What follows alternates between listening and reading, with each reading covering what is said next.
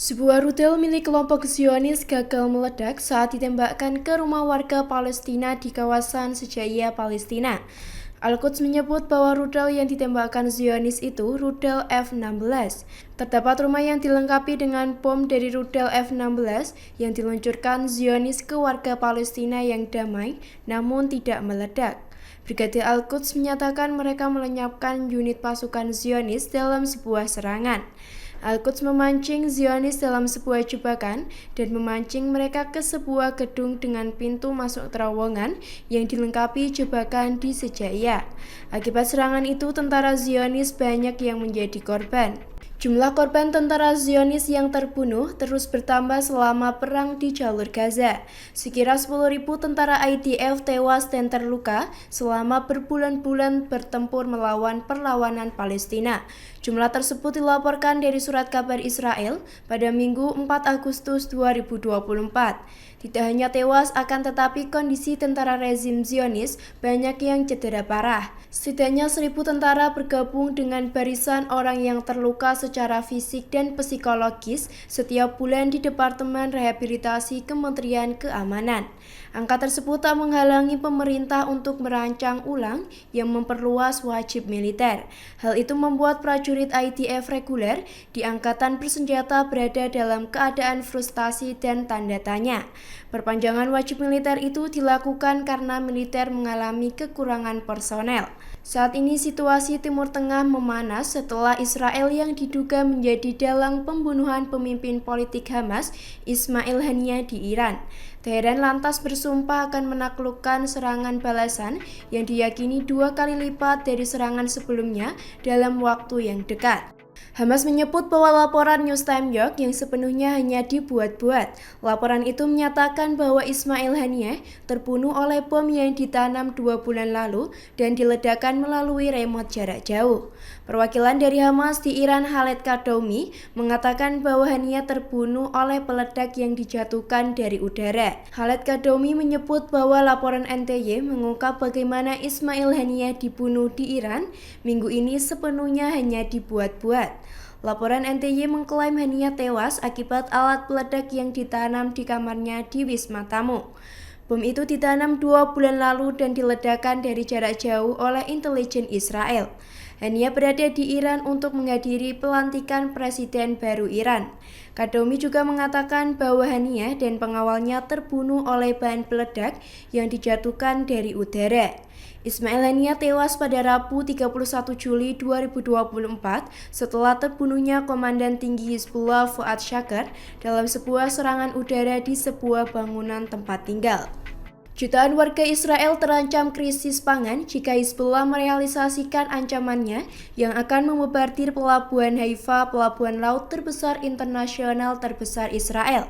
Pelabuhan Haifa akan menjadi target utama Hizbullah jika perang besar meletus antara kelompok Lebanon dan Israel.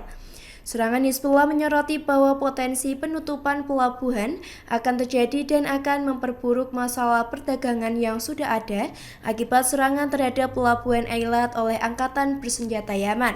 Pemerintah Zionis dilaporkan tengah berjuang mengatasi kerentanan rantai pasok dengan mengalihkan perdagangan ke pelabuhan Asdod pasca pelabuhan Haifa dan Eilat menjadi sasaran rudal Houthi dari Yaman dan Hizbullah dari Lebanon. Akan tetapi karena arena infrastruktur dan fasilitas pelabuhan Asdod tidak cukup memadai aktivitas ekspor dan impor pangan, biji-bijian dan pakan ternak, ragu tidak berjalan sesuai rencana. Pembongkaran kapal seberat 7.000 ton di pelabuhan Asdod akan memakan waktu 2 minggu, berbeda dengan pembongkaran Haifa yang hanya membutuhkan waktu 1,5 hari. Israel hanya akan bertahan dalam waktu singkat selama konfrontasi dengan Hizbullah. Kondisi Israel semakin pelik yang dapat menyebabkan kepanikan pembelian dan penimbunan pemukim Israel hingga memperparah situasi di tengah penipisan stok. Penasihat Panglima Tertinggi Garda Revolusi Iran, Jenderal Hossein Taib, Taib mengatakan bentuk balas dendam atas pembunuhan pemimpin Hamas Ismail Haniyeh tidak akan terprediksi dan mengejutkan. Taib menyampaikan bahwa pernyataan tersebut selama pertemuan dengan pejabat dan anggota pasukan Basit di kota suci Masdad pada Minggu 4 Agustus 2024. Ia menekankan bahwa balas dendam terhadap Israel akan dilaksanakan melalui perancangan skenario baru dan mengejutkan. Menurutnya, musuh revolusi Islam Iran harus memahami bahwa Iran selalu siap menghadapi ancaman dan mempertahankan hak-haknya. Upaya Netanyahu untuk mendapatkan dukungan Amerika Serikat dengan menekankan ancaman militer yang melibatkan Lebanon dan Iran. Taib menekankan bahwa setiap konflik baru di kawasan tersebut hanya akan memperburuk tekanan dan tantangan internal bagi Amerika Serikat. Karena alasan tersebut, upaya Presiden Amerika Serikat Joe Biden untuk membujuk Perdana Menteri Israel Benjamin Netanyahu menuju solusi diplomatik sejauh ini tidak membuahkan hasil.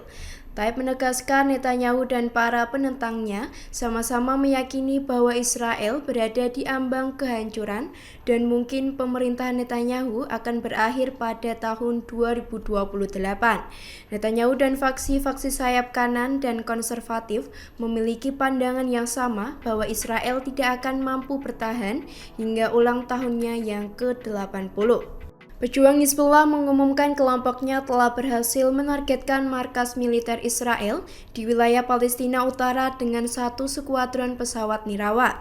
Hizbullah mengatakan dalam sebuah pernyataan pada Senin 5 Agustus 2024 dini hari bahwa serangan udara dilancarkan dari Lebanon terhadap divisi ke-91 Israel yang baru didirikan di Bara Elit Galilea Atas.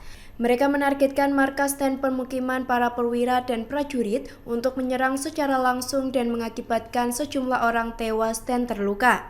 Serangan itu dilakukan untuk mendukung rakyat Gaza sekaligus sebagai balasan atas pembunuhan yang dilakukan Israel terhadap anggotanya. Pada hari Minggu 4 Agustus 2024, Hizbullah menembakkan puluhan roket ke sisi utara wilayah Israel untuk membalas serangan mematikan Zionis yang sebelumnya menargetkan bagian selatan Lebanon. Mereka menembakkan lebih dari 50 roket ke pemukiman Beit Hillel di wilayah Galilea Atas yang memicu kebakaran di sana. Serangan paling berani yang dilakukan Zionis yaitu membunuh Fuad Syukur, komandan militer senior Hizbullah dan penasihat Sekjen Hizbullah Sayyid Hasan Nasrallah pada 30 Juli 2024.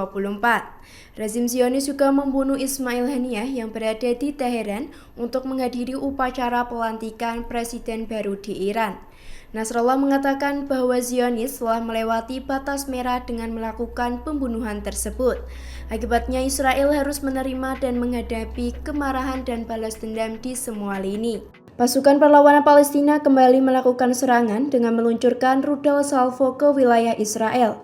Terekam CCTV tentara Zionis melarikan diri ke tempat perlindungan. Penyerangan ini dilakukan Brigadir Al-Qassam pada Minggu 4 Agustus 2024 pukul 12.08 waktu setempat. Rudal itu mengarah ke pemukiman Gan Yavneh dan kota Asdod. Serangan itu dilakukan sebagai balasan atas pembunuhan yang dilakukan militer Israel ke rakyat Palestina dan pemimpin perlawanan. Mereka juga melancarkan serangan rudal besar-besaran ke arah kota Askelon dan sekitarnya di sebelah utara jalur Gaza. Akibat serangan itu, pemerintah kota Asdod memerintahkan pembukaan tempat perlindungan di seluruh kota. Dari video CCTV yang beredar, tampak sejumlah tentara Zionis melarikan diri ke tempat aman. Dilaporkan dari media Israel bahwa kebakaran besar terjadi di pangkalan udara militer Palmachim. Brigadir Al-Qassam juga meluncurkan 5 roket dari jalur Gaza. Iron Dome gagal menghalau seluruhnya sehingga roket yang berhasil lolos tepat mengenai target. Roket perlawanan yang diluncurkan ke pemukiman di sekitar jalur Gaza mencapai jangkauan lebih dari 45 km. Militer Amerika Serikat akan memindahkan kapal induk skuadron jet tempur, kapal penjelajah dan kapal perusak dengan kemampuan rudal balistik dan rudal balistik darat ke Asia Barat. Pentagon mengumumkan pada 2 Agustus 2024 untuk membantu mempertahankan Israel dari kemungkinan serangan balasan oleh poros perlawanan yang dipimpin oleh Iran. Menteri Pertahanan Amerika Serikat Lloyd Austin memerintahkan kelompok penyerang kapal induk di mana ia akan bergabung dengan kelompok penyerang kapal induk USS Theodore Roosevelt yang berada di Teluk Oman. Pentagon tidak menyebut dari mana skuadron jet tempur itu berasal. Amerika Serikat memiliki banyak sekutu Arab di kawasan itu yang bersedia menempatkan pasukan militer Amerika Serikat, tetapi meminta agar kehadiran mereka tak dipublikasikan. Pernyataan itu tidak menyebutkan kapal dan unit mana yang akan dilibatkan, akan tetapi mengatakan bahwa mereka akan ditambahkan ke berbagai kemampuan yang dimiliki militer Amerika Serikat di kawasan tersebut. Pejabat Pertahanan Amerika Serikat mengatakan pada tanggal 1 Agustus 2024, Angkatan Laut Amerika Serikat telah mengumpulkan setidaknya selusin kapal perang di dekatnya untuk mempertahankan Israel. Para pemimpin poros Palestina telah berjanji untuk membalas pembunuhan pemimpin politik Hamas Ismail Haniyeh oleh Israel di Teheran pada 31 Juli 2024 dan Komandan Tinggi Hizbullah Fuad Shukr di Beirut pada 30 Juli 2024 lalu. Amerika Serikat dan Sekutu Arab berupaya membela Israel sebagai bagian dari koalisi yang membantu mempertahankan Israel dari serangan balasan Iran pada bulan April. Iran menyerang Israel dengan serangkaian rudal dan pesawat nirawak sebagai tanggapan atas pengeboman Israel terhadap konsulat Iran di Damaskus 2 minggu sebelumnya. Serangan Israel itu menewaskan 16 orang termasuk 8 perwira IRGC dan 2 warga sipil Suriah.